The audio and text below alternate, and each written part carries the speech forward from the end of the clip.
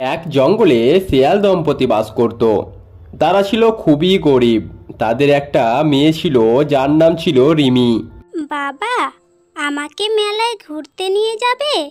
আমার আইসক্রিম খেতে খুব ইচ্ছে করে। মারে, এখন তো আমার কাছে টাকা নেই। টাকা হলে ঠিক কিনে দেবো রে মা। অপরদিকে এক বাঘ দম্পতি বাস করত, যারা ছিল অনেক ধনী। তাদের একটা ছেলে ছিল যার নাম ছিল রমেশ। হ্যাঁ মা, আমার না আইসক্রিম খেতে খুব ইচ্ছে করছে মা, আমাকে কিনে দেবে মা? হ্যাঁ বাবা, কিনে দেব। কালকে বাজারের পথে বিক্রি করতে বসলে কিনে দেব।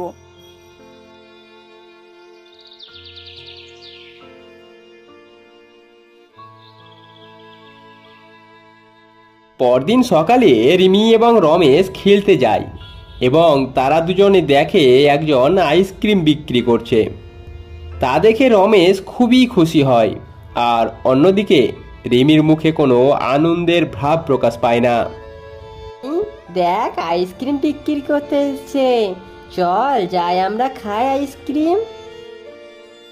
না রে রমেশ, আমার কাছে টাকা নেই, আর আমার মা বাবার কাছেও টাকা নেই, তাই আমি আইসক্রিম খাবো না, তুই খা।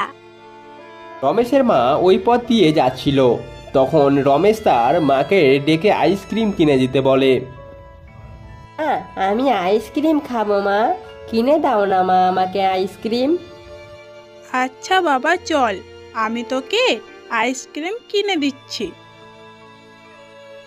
মা, রিমির কাছে টাকা নেই, রিমিকেও একটা আইসক্রিম কিনে দাও না মা।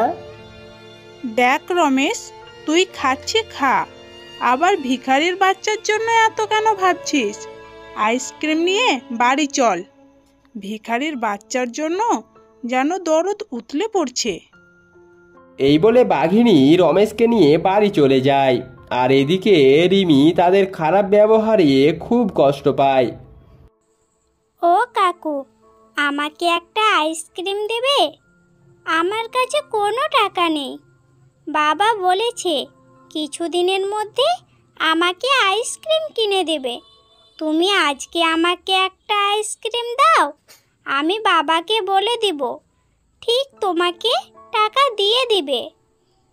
ও, মামার বাড়ির আবদার নাকি চাইলে পেয়ে যাবি, দূর হয় এখান থেকে, যত সব।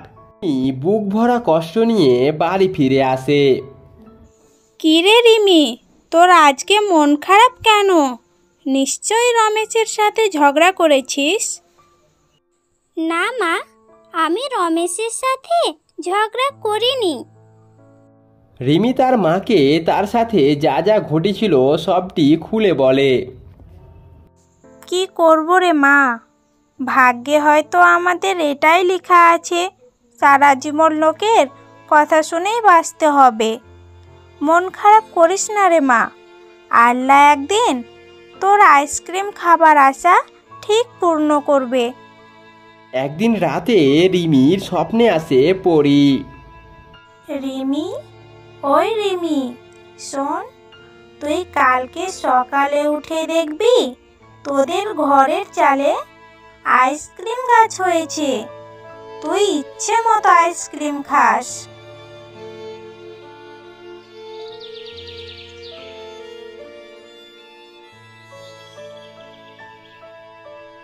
পরদিন সকালে উঠে রিমি লক্ষ্য করে সত্যি তাদের ঘরের চালে আইসক্রিম গাছ হয়েছে।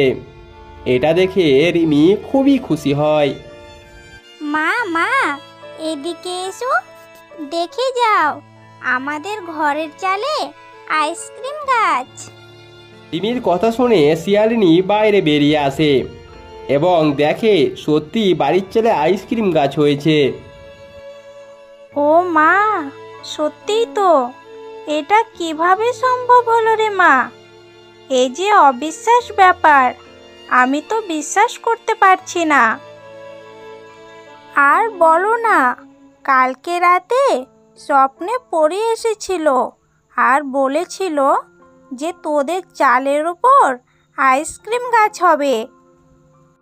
আচ্ছা, এই ব্যাপার?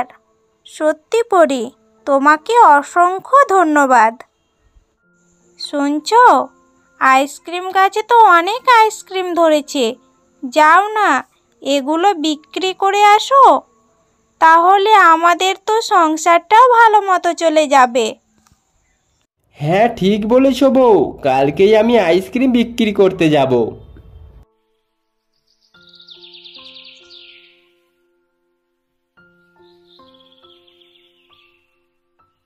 পরদিন সকালে তার বউয়ের কথা মতো শিয়াল আইসক্রিম বিক্রি করতে যায় এবং আইসক্রিম বিক্রি করে ভালো মতো টাকা উপার্জন করে। এভাবেই তারা ধীরে ধীরে ধনী হয়ে ওঠে।